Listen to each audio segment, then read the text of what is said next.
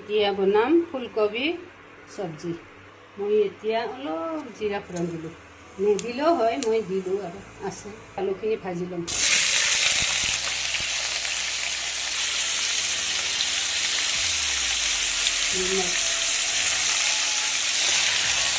নিমখ হালধি দি এইখিনি অলপ ভাজি দিম।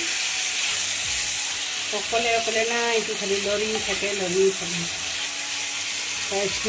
মই এতিয়া ফুলকবিখিনি ভাজি লৈ তাতে মছলাখিনি যেতিয়া দিম তেতিয়া দেখাম বাৰু। এতিয়া ফুলকবি তৰকাৰীখিনি বনাম। মই পিঁয়াজ অলপ আছে, কি কৰোঁ ইয়াতে দি দিলোঁ। এতিয়া নহৰু আদা পেষ্টখিনি ঢালি দিম। ফুলকবিখিনি মই আগতে ভাজি ল'লোঁ, নহ'লে গেলি যায়। যেনে অলপ ভাজি ৰাখিলোঁ, পিছত দিলেও হ'ব। অলপমান হালধি দিওঁ, তাৰমানে ফুলকবিত আগতে হালধি দিয়া আছে। নিমখো দিলোঁ, অলপ নিমখ কম হয় যদি।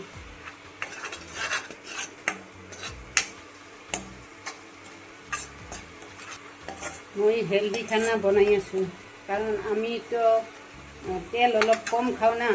আৰু এনে দেখোঁ মানুহবিলাকতো বহুত তেল খায়, ইউটিউবতো দেখোঁ তেল খায়। আমিও খাইছিলোঁ, কিন্তু এতিয়া অলপ কমাই দি আছোঁ। নহ'লে বেছি তেল দিছোঁ, যেনে অলপ তেল কমাই দিছোঁ। আৰু মই আজি জিৰাখিনি পানীত গুলি লৈছোঁ। জিৰা, ধনিয়াৰ গুড়ি, জলকীয়াৰ গুড়ি আৰু চব্জি মছলাও দিছোঁ অলপ। আজি এনেকৈ পানী দি পুৰি যায় নহয়, মই সেইজনে ভাবিছোঁ যে আজি পানী দি গুলাই তাৰপিছত ভাজিম।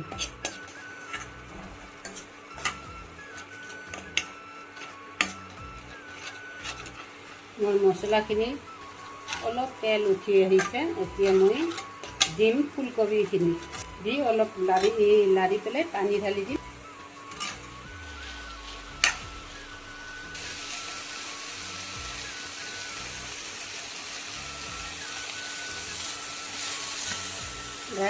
এতিয়া পানী দিম। পানী দিলোঁ, অলপ পানী দিম, বেছি নিদিওঁ। তেতিয়া মই নমাই কি ৰান্ধিম তাকে ঢাকনি মাৰি খানা বনোৱা কমপ্লিট। ফুলকবি আলু চব্জি